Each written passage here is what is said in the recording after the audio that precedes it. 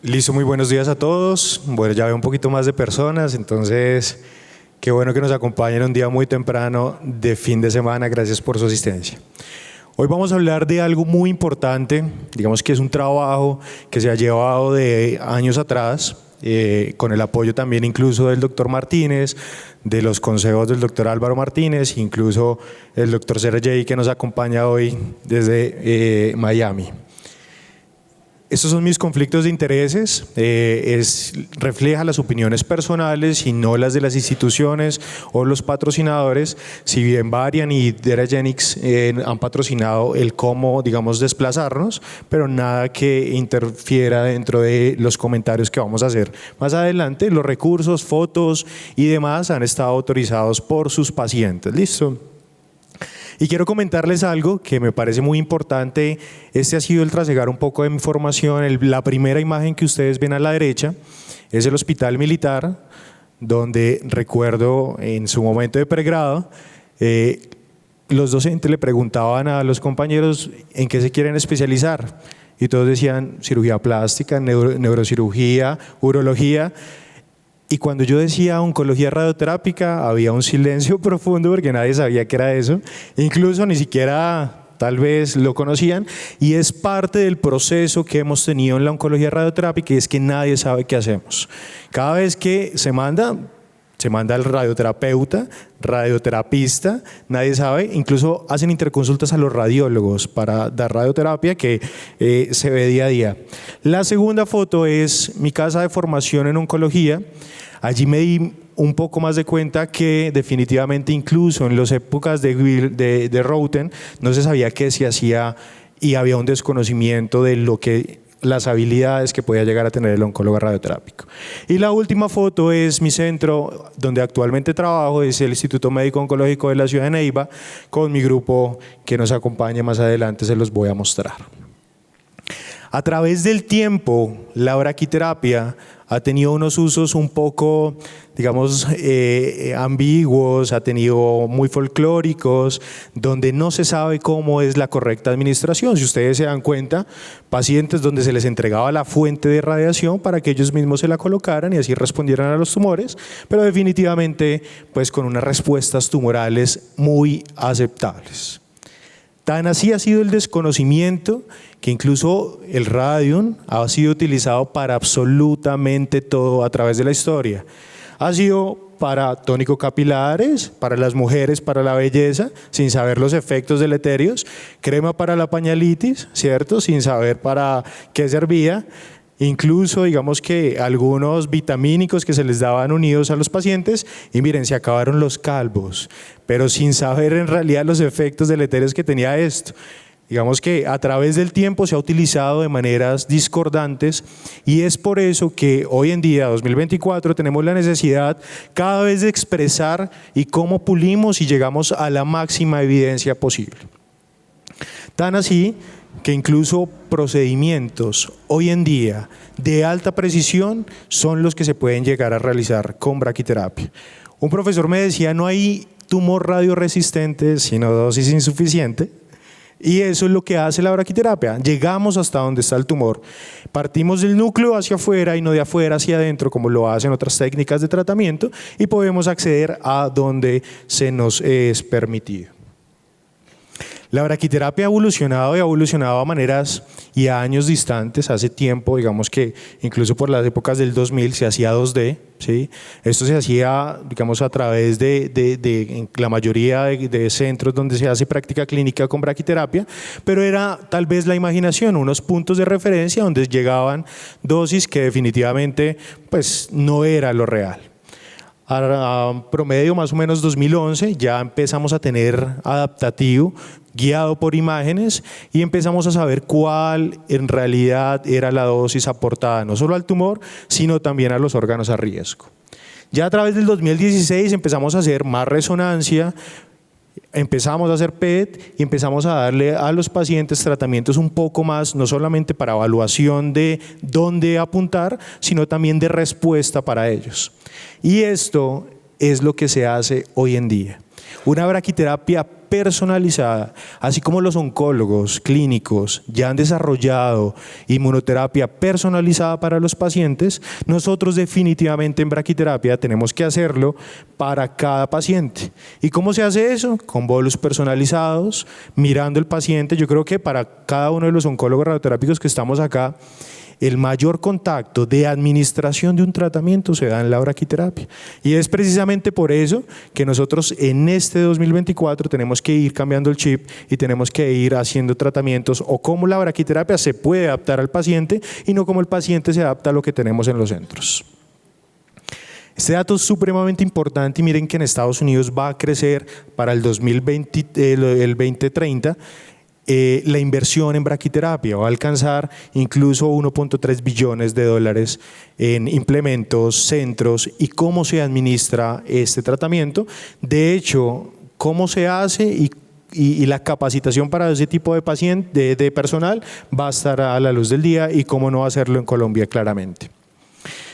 De eso que les acabo de mencionar, dos instituciones han, digamos que tenido un esfuerzo colaborativo de la mayoría de los pacientes, incluso en mi, digamos que formación también en la UNA de las Américas con el doctor David Martínez, y empezamos a mirar y evidenciar cómo podíamos en realidad ser relevantes cuando hacemos muchos esfuerzos. Hagamos un bolus 3D, miremos al paciente, hagámosle un bolus personalizado. Eso sí tiene impacto, estamos perdiendo el tiempo, pero se los voy a mostrar cómo en realidad sí lo tiene y cómo sí podemos tener desenlaces oncológicos adecuados. Teníamos un primer punto, cómo hacer esa personalización de cada tratamiento de braquiterapia. En las reuniones, acá está José, uno de los físicos, con una impresora 3D que definitivamente hace que cada paciente sea individual. Hace que la anatomía, la distribución, la posibilidad de administrar un tratamiento de precisión, así como una radiocirugía, pues se haga cada vez. Tenemos en los dos centros, contamos con flaps que se adhieren a las irregularidades de los pacientes, cómo imprimir moldes 3D, tratamientos para piel y cómo hacer una adecuada delimitación viendo los márgenes, porque como se los dije, los tratamientos de braquiterapia y mucho de piel pues se hacen de manera folclórica muchas veces y la estandarización de los procesos mejora definitivamente los resultados. Pero también algo muy importante, y en cada centro de braquiterapia se tiene que optar por esta herramienta muy importante. También me lo decía uno de mis profesores, el ecógrafo se ha vuelto el estetoscopio de las personas que tal vez nos dedicamos a hacer braquiterapia. Y precisamente ¿por qué? Porque como lo mostraba el doctor Gamboa, hacer braquiterapia sin ver es estar a ciegas. Cada vez pues tenemos esta herramienta, incluso muchas veces la vía perineal somos un poquito más diestros que algunos urólogos que lo utilizan de manera constante. Esto definitivamente se ha vuelto para nosotros el día a día. Cómo poder identificar la lesión, cómo incluso poder dar un parte de respuesta a tratamiento y llegar hasta donde no se es permitido. Había un segundo reto para este estudio, ¿cierto? Y eran 4 cosas esenciales. Distancia entre las agujas. Entonces, si ustedes se dan cuenta en esta imagen, un tratamiento para una buena cobertura tiene que haber una proporción de alrededor de 7 milímetros, no exceder más de eso, donde nosotros podíamos no solamente garantizar una homogeneidad de la dosis, una cobertura adecuada y que ninguna de esas agujas se nos prendiera mucho más que las otras, generando efectos tóxicos o deleterios para los pacientes. Es importante que en la revisión de cada imagen nosotros miremos y cuantas veces que haya que reacomodar va a ser lo mejor para el paciente administrar tratamientos de calidad. El segundo reto, distancia de la superficie del bolus al paciente. Y sucede mucho. Muchas veces dejamos un gap de aire donde definitivamente la aguja queda más o menos 2 centímetros, eso ya no va a tener una cobertura adecuada, o donde en realidad tenemos que sobredosificar zonas muy superficiales para administrar los tratamientos. Es decir, bolus que queden muy cerca, que queden, digamos, adosados, sin exceder que pueda comprimir el tejido, porque recordemos que hasta el 10% por cada milímetro aumentamos la toxicidad de este tipo de pacientes. Garantizar el sistema París, Cada vez que utilizamos moldes personalizados, podemos llegar a realizar tratamientos más uniformes. Cada vez, y recuerdo incluso en mi entrenamiento, por 2 centímetros, 1 centímetro, milímetros, hay que hacer la corrección de la aguja, precisamente porque si no la tenemos, algunas se tienen que sobreesforzar y no vamos a alcanzar los cubrimientos adecuados. Y la última, digamos que objetivo que teníamos que lograr era la cobertura y la topografía de superficie. Si ustedes se dan cuenta, muchas veces incluso no tenemos que utilizar algunas agujas, pero hay un refrán que es mejor que sobre y no que falte, definitivamente, porque en el momento que nos falte perdemos cobertura y eso tiene un impacto en los desenlaces oncológicos definitivos de los pacientes.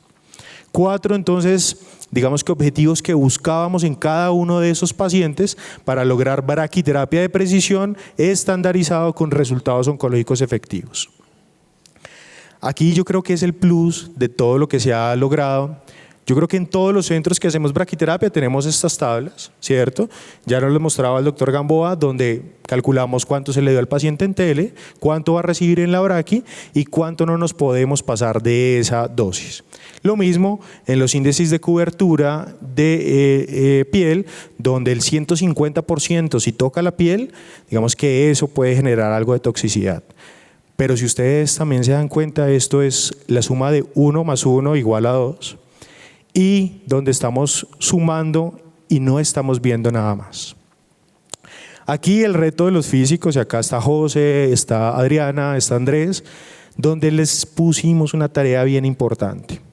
Esto que ustedes ven acá es algo en lo que se ha estado trabajando de cómo llegar a irradiar la piel de manera precisa.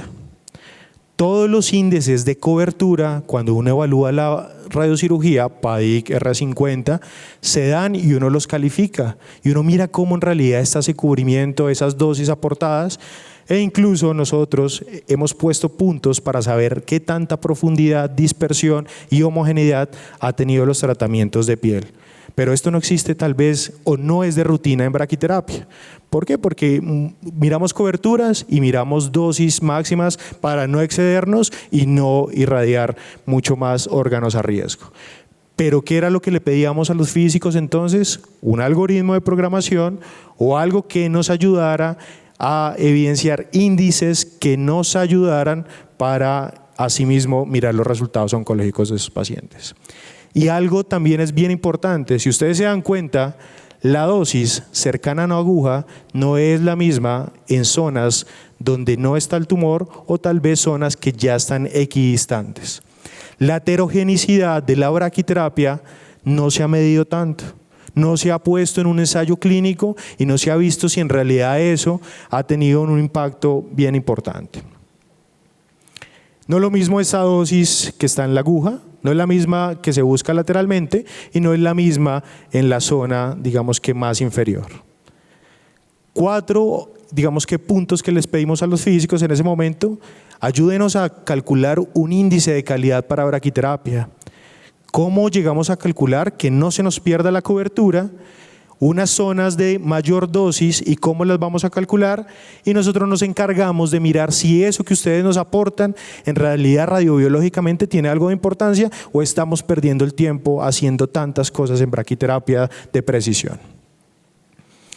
Algo también importante, cerca a la aguja teníamos 2 puntos, ¿cierto? Aguja a aguja y una interconexión que teníamos.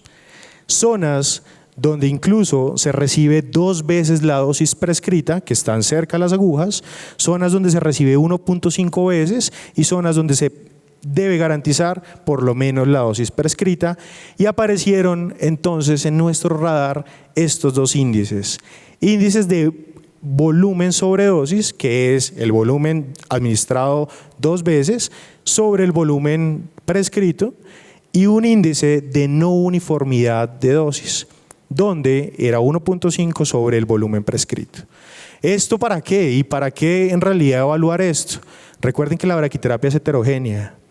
La braquiterapia no es homogénea donde nosotros la administramos. ¿Eso en realidad es beneficioso o da igual? Vamos a verlo.